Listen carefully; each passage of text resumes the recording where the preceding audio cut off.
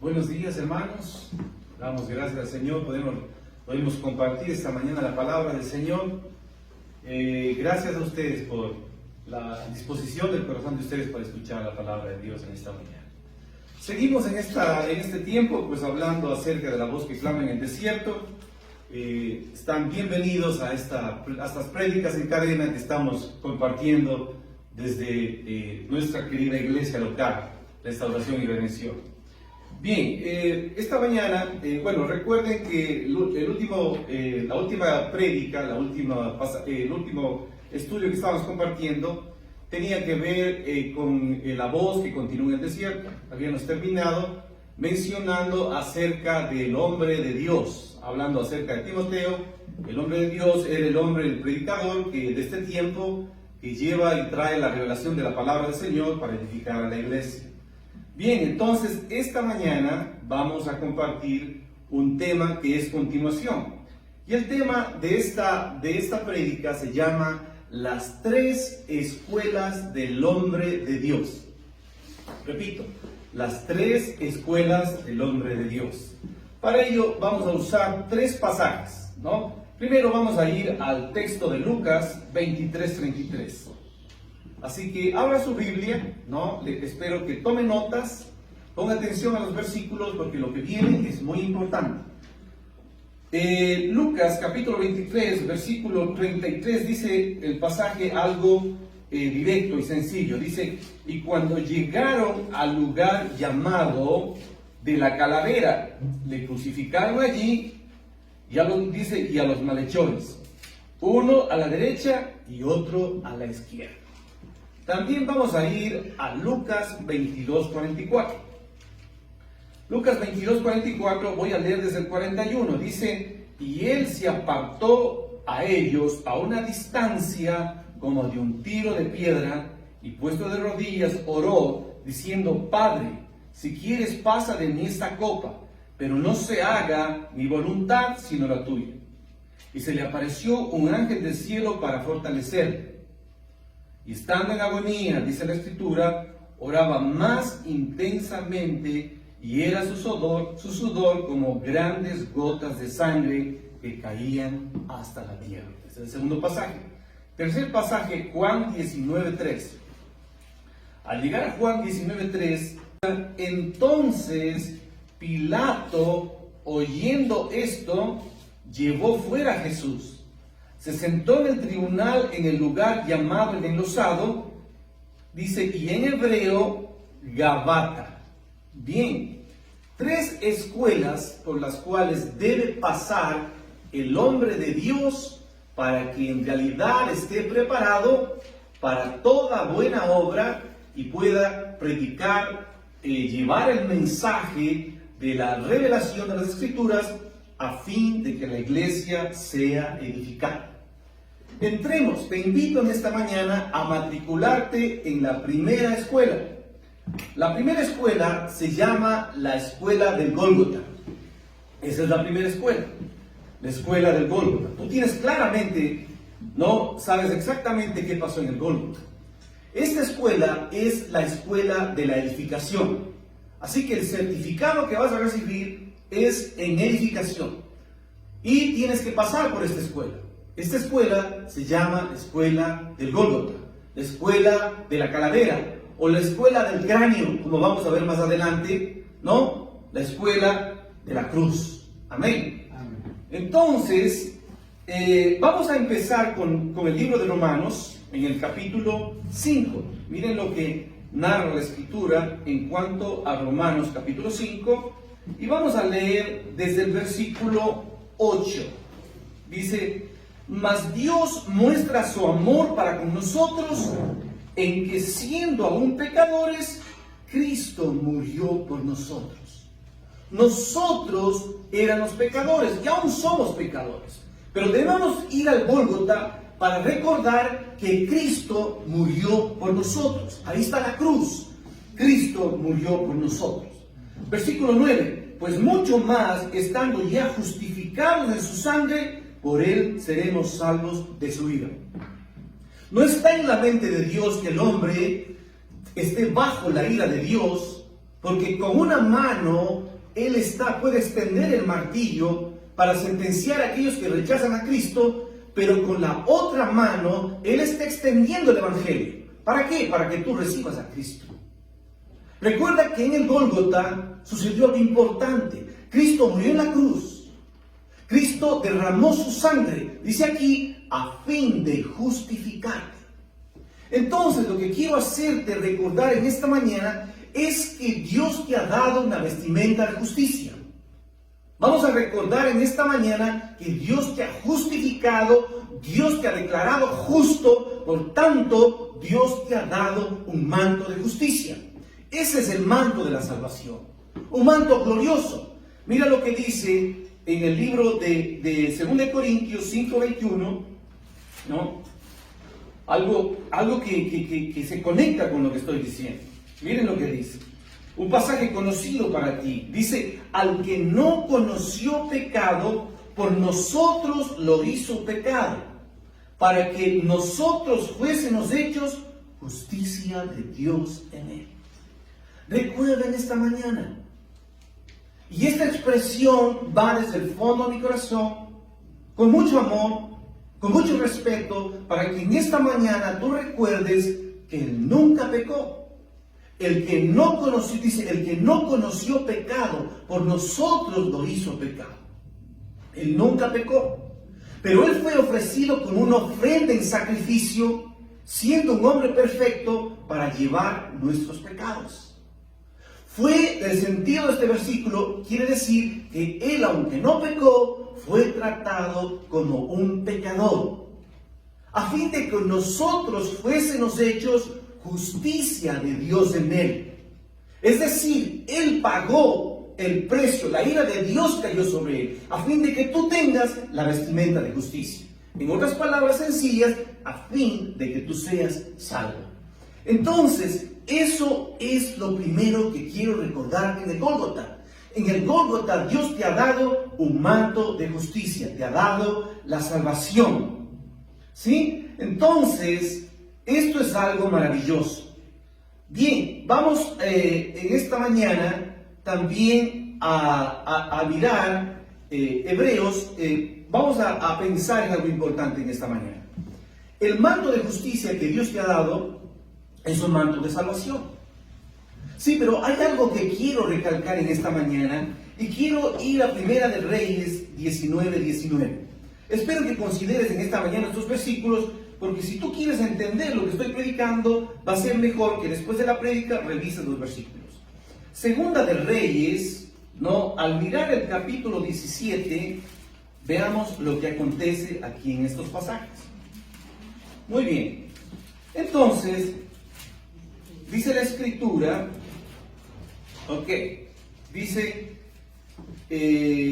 a ver, vamos, estoy mal, creo que es Primera de Reyes 19, sí. A ver,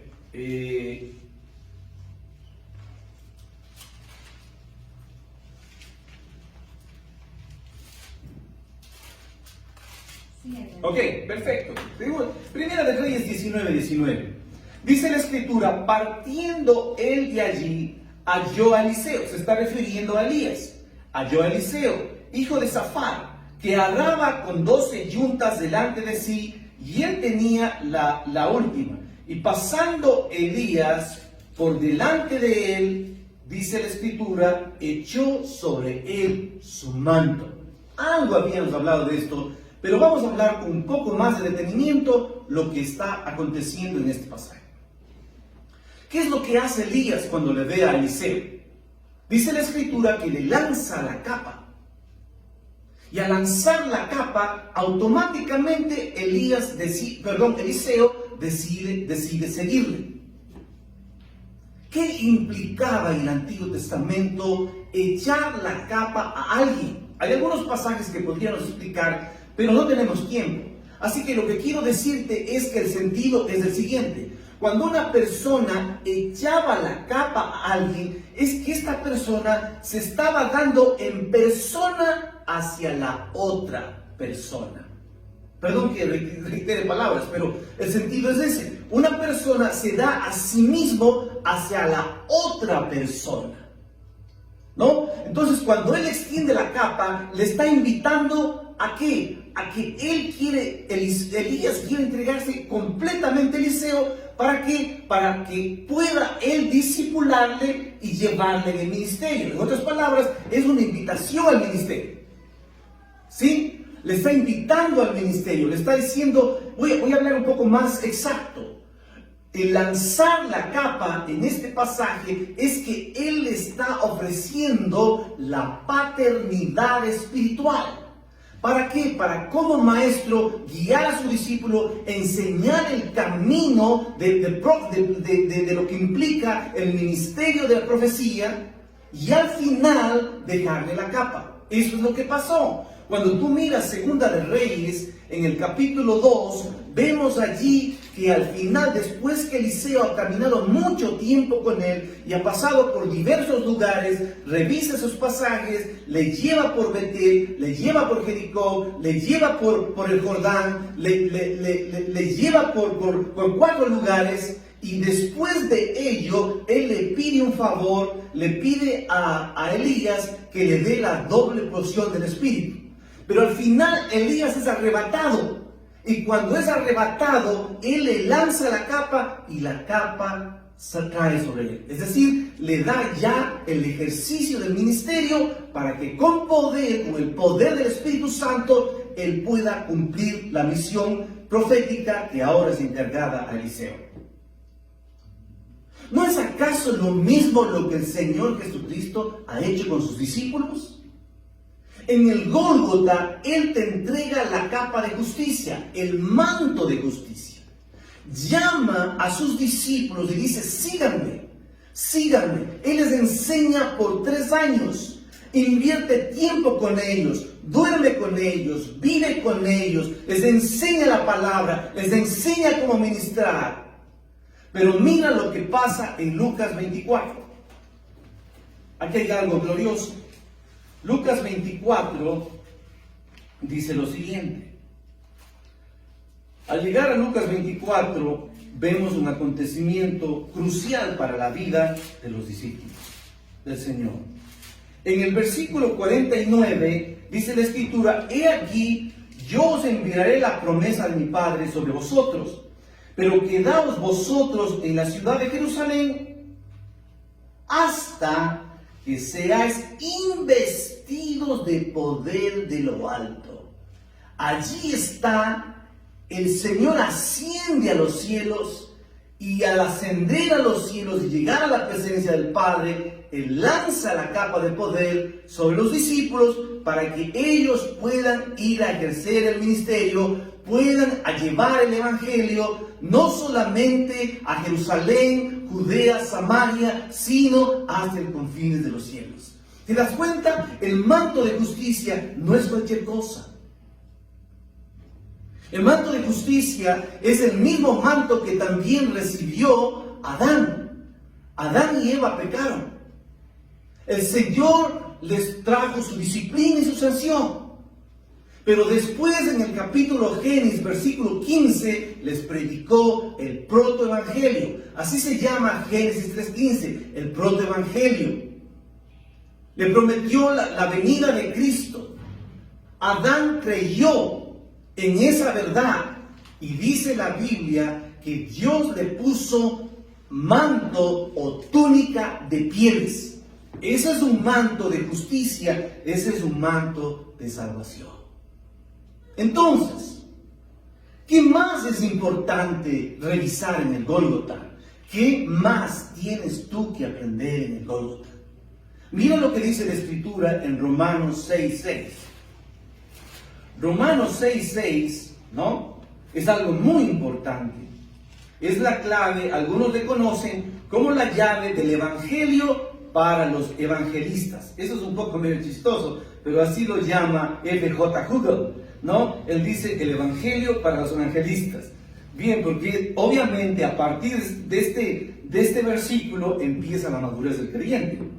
Romanos 6:6, un versículo conocido para ti, dice: sabiendo esto, que nuestro viejo hombre fue crucificado juntamente con él, para que el cuerpo del pecado sea destruido, a fin de que no sirvamos más al pecado. ¿Qué pasó en la cruz? Sobre todo Juan vio cerca de la cruz cómo a Jesús le crucificaron. Las mujeres vieron cómo le crucificaron. Pero Pablo aquí tiene una visión más amplia que Dios le ha dado por revelación. Y eso debemos recordar en esta mañana. Cristo no murió solo. Dice que también juntamente con él murió el viejo hombre. Hay un viejo hombre. Este viejo hombre es Adán. Adán es la cabeza federal de toda la humanidad caída. Toda la humanidad caída, Cristo la llevó en la cruz. ¿Cómo? Tú te estás preguntando cómo. Mira, Jesús era Dios y era hombre. Pero el énfasis aquí es la humanidad de Cristo. Cristo tenía una humanidad perfecta, sin pecado. Era 100% humano. Él, al cargar los pecados en la cruz, Él tomó la posición de Adán y murió en la cruz. Por eso es que el viejo hombre fue crucificado también en la cruz. Eso es algo glorioso. Por tanto, si Él fue crucificado, si Adán, la cabeza federal de toda la humanidad caída, fue crucificada con Cristo, tú debes reconocer que tú vienes de Adán. Por lo tanto, con toda firmeza puedes decir: yo he muerto con Cristo. Bien, entonces, eso es algo importante. Quiero compartirte algo curioso. Hay la tradición menciona que el monte del Gólgota también se llama el monte de la calavera. En griego la palabra significa cráneo. ¿Sabes por qué? Porque esta tradición afirma que Adán murió en el Gólgota. Allí encontraron su calavera, allí encontraron su cráneo. ¡Wow! Si esto es verdad, hermanos, esto se enlaza con lo que estamos diciendo. Si Adán murió en el Gólgota, allí en el monte del cráneo, era necesario que toda la generación caída allí muriera con Adán en Cristo.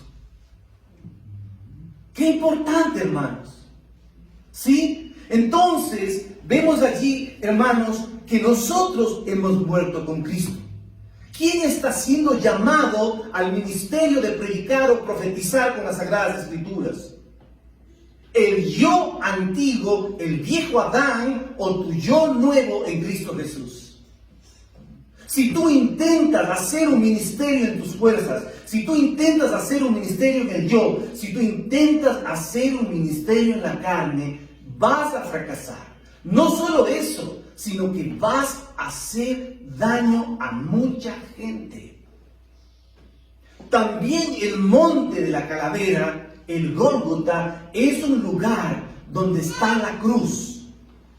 Mira a aquel que está en la cruz. Es el Señor. Y mira lo que dice el Salmo 118, 22. 118, 22, un versículo crucial para lo que voy a mencionar. Dice la Escritura: la piedra que desecharon los edificadores ha venido a ser cabeza de ángulo de parte de Jehová. Es esto, es cosa maravillosa a nuestros ojos. Este es el día que hizo Jehová. Cuando tú piensas en el día que hizo Jehová, aquí se está refiriendo a la resurrección. ¿Qué pasó con la piedra para edificación? Vuelve al Gólgota. Mira quién está en la cruz. En la cruz está la piedra que rechazaron los edificadores. Esa piedra no se quedó en la cruz. Esa piedra resucitó y vino a ser la piedra, como dice aquí, cabeza de ángulo, ¿de qué? De la edificación. Tú moriste con Cristo. Dios te ha dado una vida nueva. Él ha hecho de ti un hombre nuevo. ahora no le perteneces a nadie, le perteneces a Dios. Por eso eres hombre de Dios. Le perteneces a Dios. Dios te ha llamado a la edificación. Debes saber que hay una piedra angular que se levantó de la muerte. Y cuando estamos hablando de piedra, del Señor como una piedra angular, automáticamente estamos hablando de la edificación. ¿Qué tenía en mente el Señor cuando pensamos en edificación? Mateo 16:16. Un pasaje que hemos compartido últimamente bastante aquí en la congregación. Aún el pastor ha estado mandando mensajes con respecto a esto, como que el Señor quiere hablar una y otra vez acerca de esto. Dice Mateo 16, voy a leer desde el versículo, leamos el versículo 13. Perdón, déjenme tomar un poquito de agüita. Ponga atención a esto. Dice, viniendo Jesús a la región de Cesarea de Filipos, preguntó a sus discípulos, vamos a verlo desde otro ángulo, diciendo, ¿quiénes dicen los hombres que es el Hijo del Hombre? Ellos dijeron, unos Juan el Bautista, otros Elías, otros Jeremías, o alguno de los profetas. Él les dijo, ¿y vosotros quién decís que soy yo? O sea, ¿quién dicen ustedes que es el Hijo del Hombre? Respondiendo Simón Pedro, dijo, tú eres el Cristo, el Hijo del Dios viviente. Entonces le respondió Jesús, bienaventurado eres Simón, hijo de Jonás, porque no te reveló carne ni sangre, sino mi Padre que está en los cielos. Para nosotros está claro que aquí hay una revelación. ¿Quién revela a quién? El Padre revela a Pedro quién es el Hijo del Hombre. Pedro abre la boca, abre sus labios y dice, tú eres el Mesías, tú eres el Cristo, el Hijo del Dios viviente.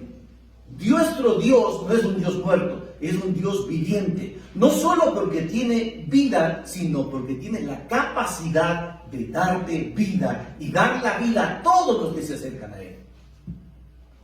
Entonces, esta revelación está muy clara, muy nítida para Pedro. Pero el Señor tiene algo más que decir. Versículo 17. Entonces respondió Jesús, bienaventurado eres Simón, hijo de Jonás, porque no te reveló carne ni sangre, no fue un hombre, sino mi Padre que está en los cielos. Algo más tiene que decir el Señor. Versículo 18. Yo también te digo, hay algo más que el Señor quiere decirle a Pedro, que quiere revelarle, que no es fácil de entender. Dice la Escritura, yo también te digo que tú eres Pedro, y sobre esta roca edificaré mi iglesia, y las puertas del Hades no prevalecerán contra él. Este versículo final que acabo de mencionar, yo te pregunto a ti, ¿de qué está hablando? Es obvio que está hablando de edificación. La piedra angular que se levantó de la muerte, lo que tenía en su corazón era edificar la iglesia. ¿Sobre qué? Sobre una roca. La roca es la revelación que ha recibido Pedro. ¿Qué cosa? Que Cristo es Cristo es el Mesías, el Hijo del Dios viviente. Entonces lo que tiene aquí lo que tiene aquí el Señor es en su corazón la edificación de la iglesia. ¿Sí? La pregunta aquí es, ¿realmente esta verdad entendió Pedro? Parece que le costó mucho tiempo entender esta verdad. Le costó mucho tiempo entender esta verdad. Mira lo que pasa en el versículo 22. Entonces Pedro, tomando aparte, comenzó a reconvenirle, diciendo, Señor, ten compasión de ti, en ninguna manera que acontezca esto. Pero él volviéndose dijo a Pedro, quítate delante de mí, Satanás, me eres tropiezo, porque no pones la mira en las cosas de Dios, sino en la de los hombres. ¿Qué le había dicho el Señor a Pedro? Que el Señor quería edificar la iglesia. y que para edificar la iglesia le necesitaba a Pedro como una piedra para la edificación. Pero Pedro debe entender esta revelación y él no entiende, hasta aquí no entiende. ¿Por qué? Porque aquí en este versículo que acabo de mencionar, él se opone al que el Señor vaya a la cruz, él se opone a la edificación de la iglesia. El Señor le reprende y le dice: quítate delante de mí, adversario, Satanás, adversario, porque no estás poniendo la mira en las cosas de Dios. Dios en mí quiere edificar la iglesia, pero tu mente está en las cosas terrenales. ¿Qué quiere decir eso? Que Pedro estaba pensando simplemente en un reino terrenal, en un Mesías, un Cristo político. En un Cristo político, este Cristo político vendría a tener su asamblea, su eclesía, su asamblea, esa es la palabra, para reinar allí en Israel y derribar a todos los enemigos de Israel, en este caso a la opresión romana, al imperio romano. No era ese el plan del Señor. Pero Pedro pensaba que eso iba a ser el Señor. Él no entendía que al mencionar la iglesia estaba hablando de algo espiritual, no algo terrenal. La iglesia es algo espiritual, la iglesia es algo celestial, la iglesia es de arriba, la iglesia no es de abajo. Y para que esa iglesia sea edificada, es obvio, era necesario que el Señor muera de su vida para que se levanten los muertos y pueda darnos vida a nosotros como iglesia. Hasta aquí Pedro no entiende. Avancemos un poco más a Hechos capítulo 10. Miren lo que pasa en Hechos capítulo 10. En el capítulo 10, como muchos hemos leído, y estoy seguro que tú también has leído, dice la escritura en el versículo 11, dice, o desde el 10 para que entiendas, Pedro tuvo gran hambre y quiso comer. Mientras le preparaba algo, le sobrevino un éxtasis y vio en el cielo abierto que descendía algo semejante a un gran lienzo que estaba atado a las 4 puntas. Era bajada a la tierra, en la cual había toda clase de cuadrúpedos terrestres, reptiles y aves del cielo. Cuando él ve esta visión, el Señor le dice: Pedro, mata y come. Y el otro se queda admirado y dice: Señor, pero ¿cómo vas a pedir eso si yo nunca he comido cosas inmundas? Porque ahí están reptiles, están animales que no se deben de comer. Yo nunca he comido nada inmundo, ¿cómo me vas a pedir que yo coma? El Señor dice: lo que yo, déjame leerte textualmente, dice aquí, dice: volvió la voz por segunda vez y le dijo Dios: limpio, lo que yo he limpiado, no lo llames común. Él no entendía todavía la visión, pero mientras estaba tratando de entender, vienen y golpean la puerta. Vienen los mensajeros de Cornelio. Buscan a Pedro, llaman a la puerta y dicen: aquí vive un hombre llamado Pedro. Le dicen: sí, yo soy Pedro. Y antes de eso el Espíritu Santo le dice: sal y atiéndeles y anda con ellos, porque Dios quiere que lo hagas. Él sale, se va con ellos, llega a la casa de Cornelio, y en la casa de Cornelio, Cornelio cae a los pies de Pedro. Pedro le levanta y le dice: vamos, levántate, yo también soy hombre como tú. Entonces habla Pedro y les dice: miren, ustedes saben muy bien que un judío jamás se mezcla con un gentil porque es algo abominable. Pero Dios me ha dicho que a ningún hombre le llamen inmundo. Entonces Cornelio le empieza a contar y le dice: mira, tuve una visión, vino un ángel. El ángel me dijo que mi ofrenda había sido recibida, mi limosna había sido recibida, mis oraciones habían sido oídas, y que ahora busque a un tal Pedro para que me hable. Para eso te mandaba a llamar, le dice Cornelio.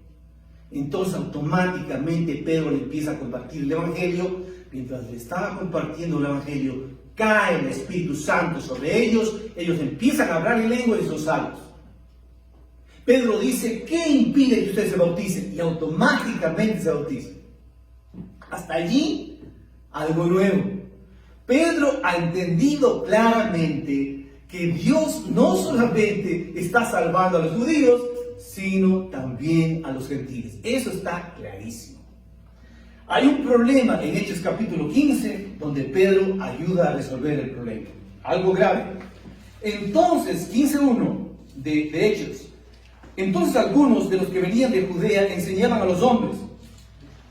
Escuche esto. Si no os circuncidáis conforme al rito de Moisés, no podéis ser salvos. ¡Qué locura! Los judaizantes estaban encima de la iglesia de Antioquía. La iglesia de Antioquía era una iglesia gentil. Los de la circuncisión llegaron allí diciendo: ustedes tienen que judaizarse, porque si no se judían, no se judaizan, no se vuelven a la religión judía, no van a ser salvos. Algo absurdo. ¿Por qué? Porque la salvación es simplemente por gracia, por medio de la fe. Entonces salta Pablo y Bernabé. Empieza a haber una discusión.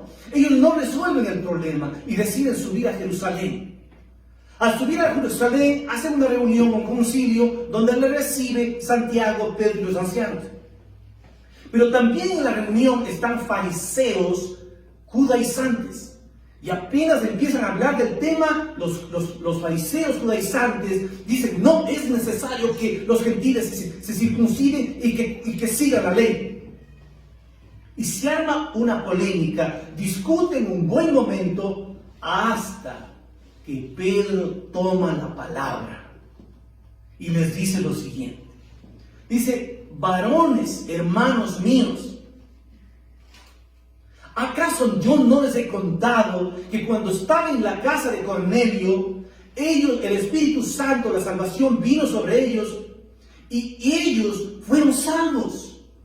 ¿Por qué quieren ustedes ponerles un yugo tan pesado sobre ellos, una carga que ni siquiera nuestros padres pudieron soportar, ni ustedes tampoco? Deben entender que la salvación es únicamente por gracia. ¡Qué predicación! ¡Qué sabiduría! Con eso resuelven el problema. Santiago le apoya y dice: sí, en verdad hemos escuchado lo que Pedro nos ha contado y eso concuerda con las escrituras del Antiguo Testamento, y les explica, etcétera, etcétera, etcétera.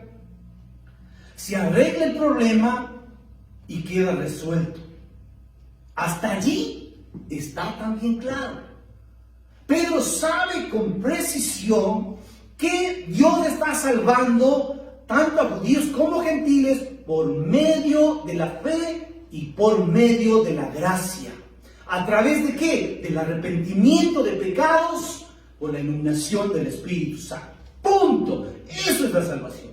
No hay nada que añadir. No es necesario cumplir ciertas leyes. No es necesario judaizarse. No es necesario la circuncisión. Pero pasa algo raro. Al llegar a Gálatas capítulo 1, no solamente hay algo raro, para mí hay algo muy grave. Miren lo que pasa en Gálatas, en el capítulo 2, en el versículo 11. Repito, Gálatas capítulo 2, versículo 11. Déjenme tomar mi pastilla. Perdón. Ponga atención a esto. Versículo 11. Escuche esto es crucial. Pero cuando Pedro vino a Antioquía, le resistí, dice Pablo, cara a cara, porque era de condenar. Versículo 12. Pues antes que vinieran algunos de parte de Jacobo, comía con los gentiles. ¿Quién? Pedro. Pero después que vinieron, se retraía y se apartaba porque tenía miedo de la circuncisión. Y en su simulación participaban también los otros judíos, de tal manera que aún Bernabé fue también arrastrado por la hipocresía de ellos. Permítame explicarle con detenimiento esto, porque esto es crucial para tu crecimiento espiritual. Antioquía, como te mencioné hace un momento, es una iglesia gentil. Quiero decirte que uno de los líderes de Antioquía era Bernabé. Entonces, aquí hay un problema. ¿Qué sucede? Pablo tiene que confrontarle personalmente, eso quiere decir cara a cara, personalmente a Pedro, porque es de condenar la actitud de Pedro. ¿Qué hace Pedro? Pedro hace una simulación, como dice aquí. Eso tiene un acto de hipocresía, una simulación, hace un teatro, aparentando tener comunión con los gentiles, unión con los gentiles, vivir como un tiempo con los gentiles. Parecería que está muy bien todo, pero cuando llegan los enviados de Jacobo, es decir, los de la circuncisión, ¿qué hace Pedro? Se aparta de ellos, dice, porque tienen miedo de los de la circuncisión. ¿Quién era Pedro? Pedro era un creyente en Cristo, pero era un judío circuncidado. Entonces, él tiene miedo de que le llamen la atención los de la circuncisión y le digan, ¿qué haces tú aquí en comunión con los gentiles? Te estás contaminando, porque ellos no han sido todavía judaizados, no han cumplido ciertos requisitos para ser salvos. ¿Qué hace Pedro? Pedro se retrae y se pone en el bando de los de la circuncisión y se aparta de los gentiles. No solo eso, pasa algo más grave. Jala a otros judíos y también sobre todo a Bernabé, y él cae en la misma actitud de hipocresía, de simulación, y se apartan también de los gentiles. Miren lo que dice el versículo 14. Pero cuando vi que no andaban rectamente conforme a la verdad del evangelio, esto es grave. Pedro está yéndose no en contra de los gentiles, Pedro se está yendo en contra de Dios, Pedro se está yendo en contra del evangelio, Pedro está pisoteando la justificación, la santificación, la glorificación, la redención, todo por medio de Jesucristo y su sangre preciosa. Eso es grave, es algo condenable, como dice Pablo, debía ser confrontado. Le dice a Pedro, le dije a Pedro, delante de todos, si tú siendo judío vives como los gentiles y no como judío, ¿por qué obligas a los gentiles a judaizar? La actitud de él de ponerse del bando de los judaizantes les estaba obligando a judaizarse. Sabían que eran salvos. Él mismo reconoció que era por gracia. Pero aquí se delata lo que hay en el corazón de Pedro. Pedro vive como un gentil, es decir, él es un salvo, no está buscando cumplir la ley. Pero aquí se pone de bando de los judaizantes. ¿Para qué? Para que ellos le obliguen de esa manera a ¿qué? A circuncidarse y a cumplir la ley. ¿Qué hay en el corazón de Pedro? Yo no diría maldad, es una confusión. Él no entiende lo que es la iglesia. En el Nuevo Testamento, en Efesios, dice claramente que la iglesia es celestial, que la iglesia es un misterio. Y que el misterio de la iglesia es el cuerpo de Cristo. Cristo es la cabeza y la iglesia es el cuerpo. Lo que tiene la cabeza es vida, y la vida del Señor le ha dado a su iglesia, que es el cuerpo. Eso es el misterio. Pedro no entiende. Al llegar a las epístolas de Pedro, Pedro ha sido tratado, él entiende el fuego de las pruebas, él las relata y por fin se le ha abierto los ojos y puede entender lo que es la iglesia. Miren lo que dice Primera de Pedro, en el capítulo 2. Primera de Pedro, capítulo 2. Voy a leer desde el versículo 4. Acercaos a él, piedra viva. ¿Quién es la piedra viva? Jesucristo es la piedra que se levantó de la muerte. Él está vivo. Él está vivo. Él puede darnos vida. Más abajo dice, vosotros también piedras vivas. Es decir, esa piedra viva nos ha dado vida, nosotros con vida, para fin de que podamos nosotros edificar la iglesia. Aquí está el cuerpo. Miren lo que dice. Acercaos a él, piedra viva, desechada ciertamente por los hombres, mas para Dios escogida. Vosotros también como piedras vivas, ahí está la palabra clave, sed edificados como casa espiritual y sacerdocio santo para ofrecer sacrificios espirituales aceptables a Dios por medio de nuestro Señor Jesucristo. Pedro por fin entendió la iglesia. La iglesia es la casa de Dios. La iglesia es el edificio de Dios. La iglesia es el templo de Dios. ¿Qué se hace en el templo de Dios? Se ofrecen sacrificios, no físicos. Dice aquí que se ofrecen sacrificios espirituales. Él tiene vida, ha dado vida a su cuerpo. Lo que está en su mente es la casa de Dios, porque en la casa de Dios vive Dios y su familia. Permíteme explicarte esto con Efesios capítulo 2. Efesios capítulo 2 dice lo siguiente. Vamos avanzando un poquito más rápido debido al tiempo. No, en Efesios capítulo 2 dice lo siguiente. En el versículo 19 dice: así que ya no sois extranjeros ni advenedizos, sino como ciudadanos de los santos, miembros de la familia de Dios. Ahí está la casa. Dios tiene una familia. ¿Quién vive en la casa? La familia de Dios. Esa es la iglesia. Versículo 20, edificados sobre el fundamento de los apóstoles y profetas, siendo la principal piedra de ángulo Jesucristo mismo. El cimiento es Cristo. Cristo ha dado lugar a que participen los apóstoles y profetas para que vengan a ser el fundamento de la iglesia, en quien todo el edificio va creciendo bien coordinado para ser un templo santo en el Señor. Ahí está el templo, en quien vosotros también sois juntamente edificados para morada de Dios en el Espíritu. ¿Qué es la iglesia? La iglesia es un cuerpo. Versículo 5, dice 4 del 3, capítulo 3, versículo 4, leyendo cuál sea pues el entendimiento, dice cuál sea el conocimiento del misterio de Cristo. Misterio que en otras generaciones no se dio a conocer a los hijos de los hombres, como ahora es revelado a sus santos apóstoles y profetas por el Espíritu. Que los gentiles, este es el misterio, que los gentiles son coherederos y miembros del mismo cuerpo. Ahí está el cuerpo, copartícipes de la promesa en Cristo Jesús por medio del Evangelio. La iglesia es un cuerpo, la iglesia es una casa, la iglesia es un templo, algo, todo ello espiritual. ¿Por qué le tomó a Pedro entender tanto tiempo esto, hermanos? ¿Saben por qué? Porque Pedro nunca llegó al Gólgota. Porque Pedro nunca llegó a la cruz.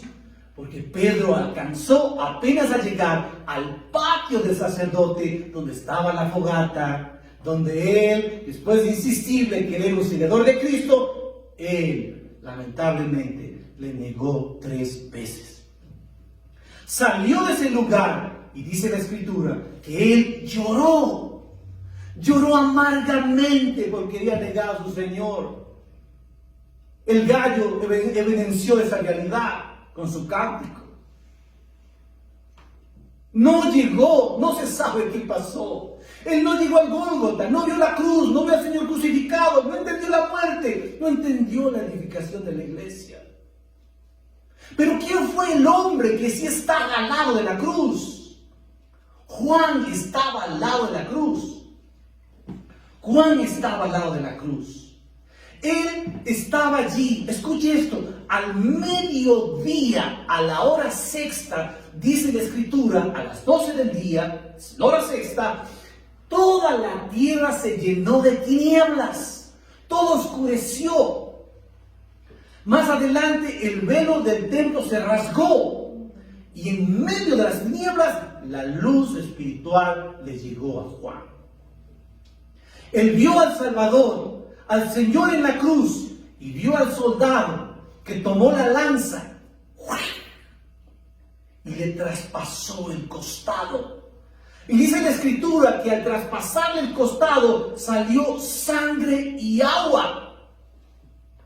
Esa es la sangre con la cual compró a su iglesia. Ese es el agua que representa el Espíritu. En el último día de la gran fiesta, Jesús levantó la voz y dijo: si alguno tiene sed, venga a mí y beba. Como dice la Escritura, de su interior correrán ríos de agua de vida. Esto dijo del Espíritu que había de venir, porque aún no había venido. ¿Qué es el agua? El Espíritu. El Señor dio su sangre, compró la iglesia y en la resurrección nos dio su Espíritu.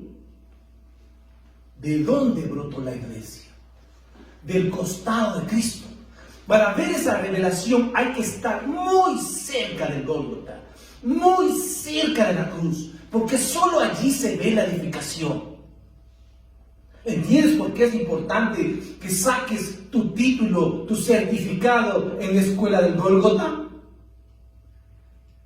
Más adelante el Señor había un comentario entre los discípulos, decían, oh, ¿y qué de Juan? Dice, y el Señor dice, ya no, ¿qué te importa?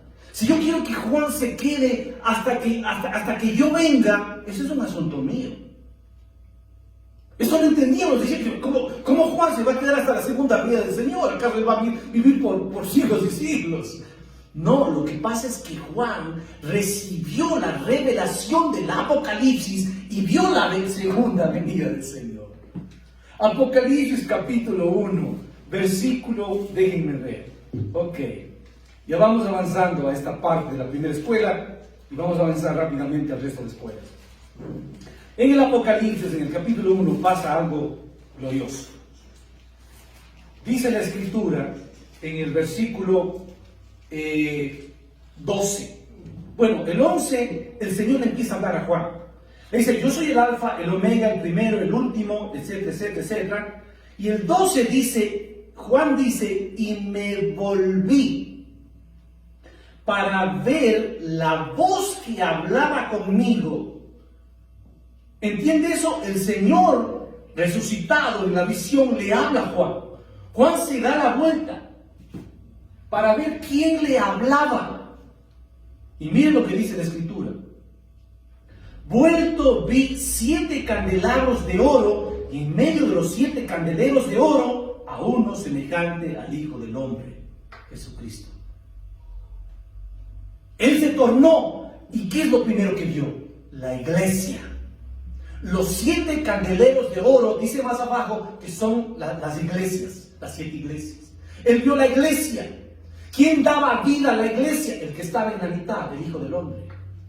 Juan entendió la iglesia y por lo tanto, él, después de un tiempo, fue a Éfeso y como buen remendador, porque él era un pescador que remendaba las redes, como buen remendador, como buen restaurador, restauró la iglesia de Éfeso.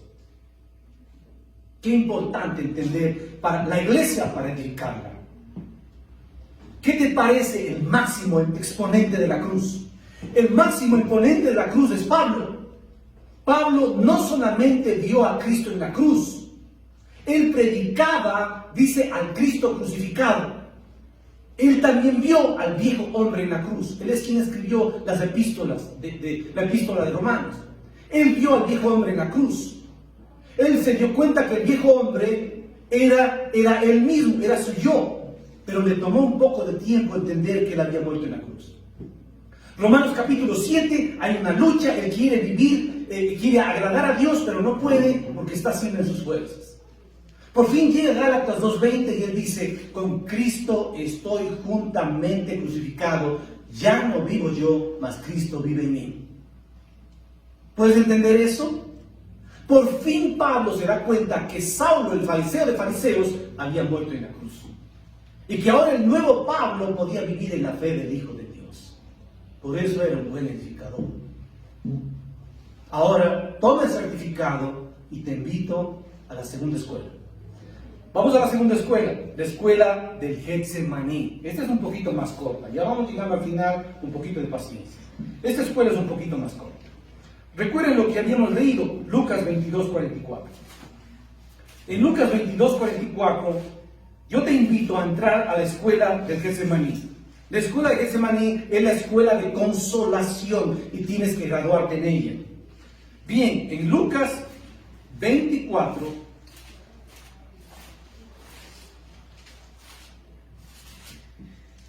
mira lo que dice la Escritura. Lucas 22. Voy a leer desde el versículo 41. Y él se apartó de ellos a distancia de un tiro de piedra y puesto de rodillas oró. diciendo: Padre, si quieres pasa de mí esta copa, pero no se haga mi voluntad sino la tuya. Se le apareció un ángel del cielo para fortalecerle, y estaba en agonía. ¿Cómo estaba él? En agonía. Oraba más intensamente y era su sudor como grandes gotas de sangre. Amado, mira a tu Salvador.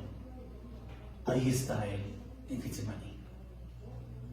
Ahí está él con sus amigos, sus discípulos. Se aleja un poquito de sus discípulos. Trae a sus 3 discípulos, a sus íntimos amigos, Pedro, Jacobo y Juan.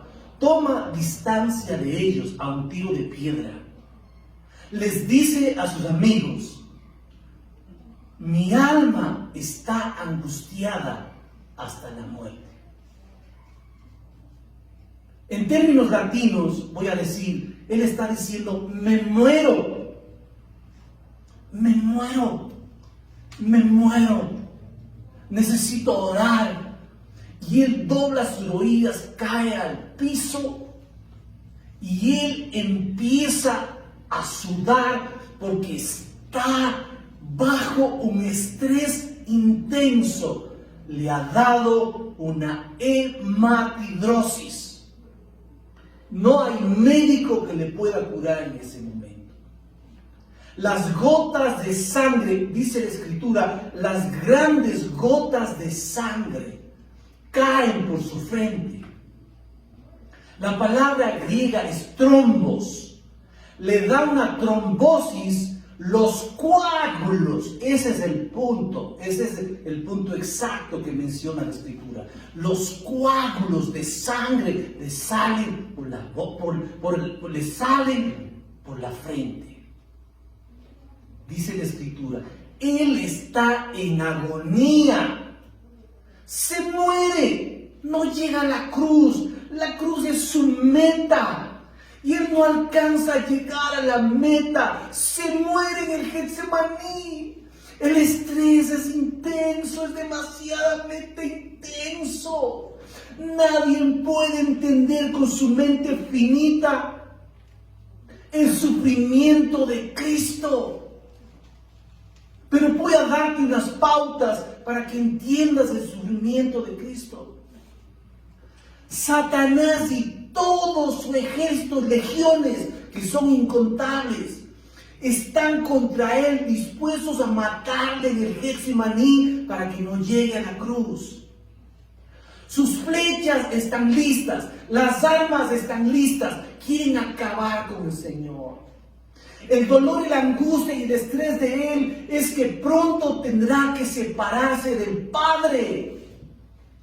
Y cuando tenga que separarse del Padre, para él será lo peor que le ocurre en su vida, porque nunca, ni en el cielo ni en la tierra, se ha separado del Padre. Él ha caminado con él, ha oído su voz, ha hecho su voluntad y ha hecho exclusivamente lo que él le ha pedido.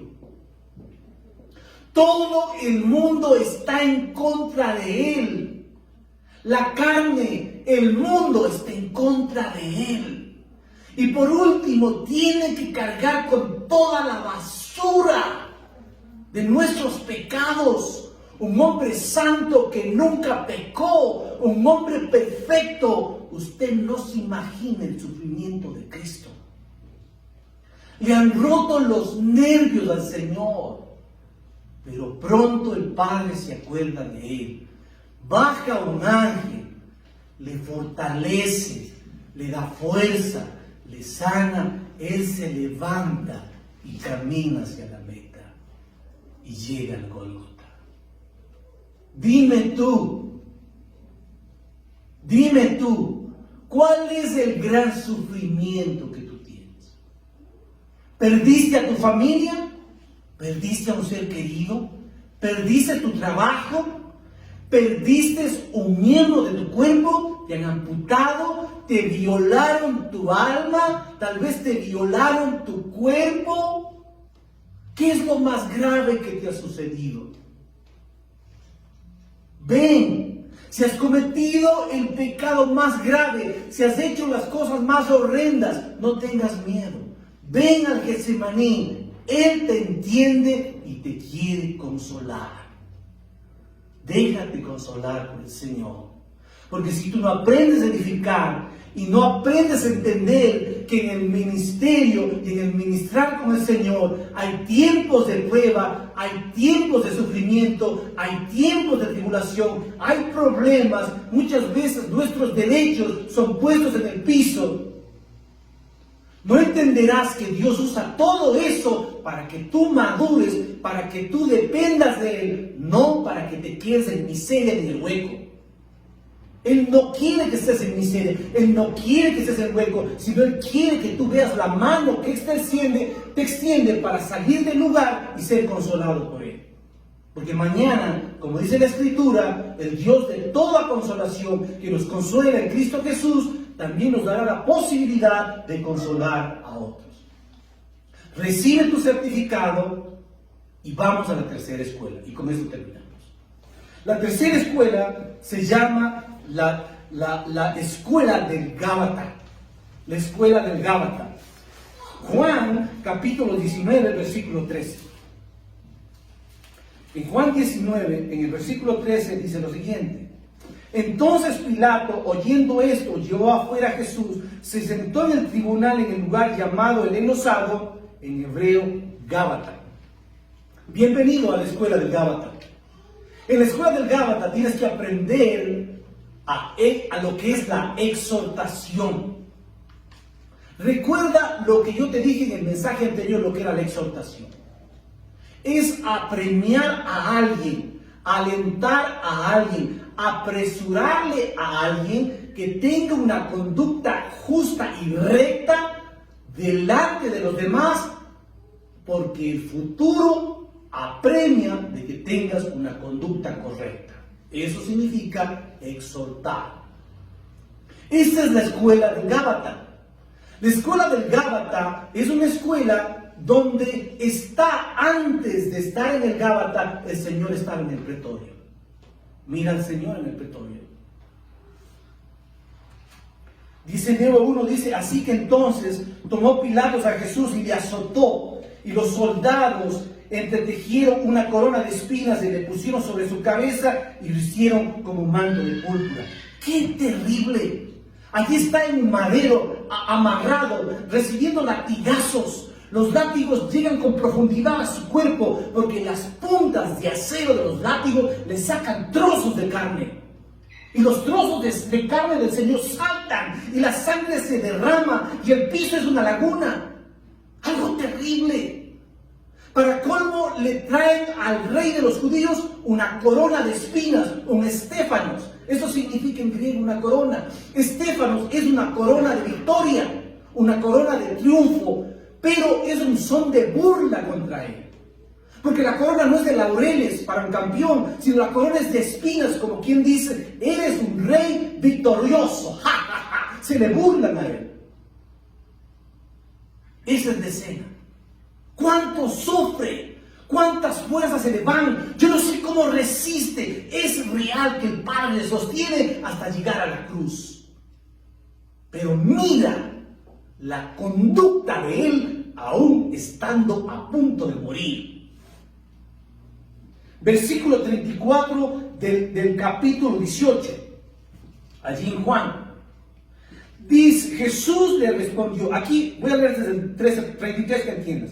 Entonces Pilato volvió a entrar en el pretorio y llamó a Jesús y le dijo, ¿eres tú el rey de los judíos? Eso era muy importante para Pilatos, entender si era el rey de los judíos o no. Mire la sabiduría, el respeto. Aquí no hay una majadería. Debe entender usted la escritura. Dice, Jesús respondió, ¿dices tú esto por ti mismo o te lo han dicho otros de mí? Tú me estás diciendo, tú quieres saber que yo soy el rey de los judíos porque tú estás interesado en saber quién es el rey de los judíos, o es porque otros te están diciendo. ¿Qué responde Pilato? Pilato le responde, ¿soy yo acaso judío? En otras palabras, ¿soy yo acaso judío como para que me interese saber quién eres? Tu nación y los principales sacerdotes, esos son los que le están acusando a Jesús. Te han entregado a mí, ¿qué has hecho? ¿Saben qué está escondido aquí? Pilatos, para dar la sentencia de muerte, tiene que saber que el imperio romano está en riesgo. ¿Por qué? Porque hay un hombre judío que se proclama rey. Entonces, si se cree rey, habiendo el reino romano o el imperio romano, este merece un castigo y posiblemente la muerte. Entonces Jesús le mira a Pilatos y le dice: Pilatos, respira, respira, respira. Miren lo que le dice en el versículo 36. Pilatos, mi reino no es de este mundo. Tranquilo, tranquilo, Pilatos, mi reino no es de este mundo. Si mi reino fuera de este mundo, mis servidores pelearían por mí. Dice, y yo, dice, no sería entregado a los judíos. Pero mi reino no es de aquí. Entonces Pilato hace... No está en riesgo el imperio romano. Porque él es un rey del mundo espiritual. Él es un rey del reino de los cielos. Su reino es algo espiritual. Él no está buscando establecer un reino terrenal para acabar con los romanos. No es un Mesías político. Como muchos judíos creyeron, incluso Pedro. Luego le dijo entonces Pilato: luego eres un rey. Jesús le dice: tú dices, yo soy un rey. Yo para esto he nacido, para esto he venido al mundo, para dar testimonio de la verdad. Todo aquel que es de la verdad oye mi voz. ¡Qué conducta más intachable! ¡Qué perfecto su manera de expresarse, desenvolverse en agonía, sin fuerzas, sin nada! El Señor está diciendo: sí, soy un rey. Soy un rey y mi reino es eterno. Y yo he venido para, escuche esto, yo he venido para dar testimonio de la verdad. ¿Qué es la verdad? La verdad es Dios. Dios es la verdad. ¿Quieren ver a Dios? Jesús dice: véanme a mí. Yo soy el testimonio de Él. Qué hermoso. Esa es la escuela de la exhortación. El Gábata te está diciendo a ti en esta escuela: busca tener una conducta correcta, porque cuando venga el futuro y tengas que estar y tengas que enfrentar a los hombres, o tal vez tengas que dar un testimonio delante de las autoridades, o delante de los reyes, delante de los presidentes, tendrás que tener una conducta intachable para que no te vean a ti, sino me vean a mí, el Cristo resucitado que vive en ti. Que Dios te bendiga y que esta palabra trabaje y que tú entiendas una cosa que yo había mencionado en 1 Corintios capítulo 14. El profetizar, el predicar es para tres cosas: edificación, exhortación y consolación. Que Dios te bendiga. Amén, amén y amén.